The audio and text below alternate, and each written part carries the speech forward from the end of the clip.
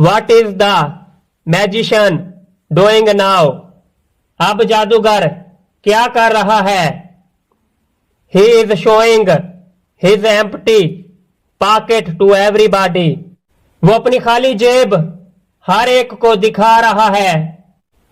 He borrows a handkerchief from one of the audience. वो सामाइन में एक से किसी एक का रुमाल उधार लेता है. He puts the handkerchief in his pocket and takes it out again. वो रुमाल अपनी जेब में रखता है और उसे दोबारा बाहर निकालता है. Lo and behold, there are handkerchiefs coming out of his pocket, one after another.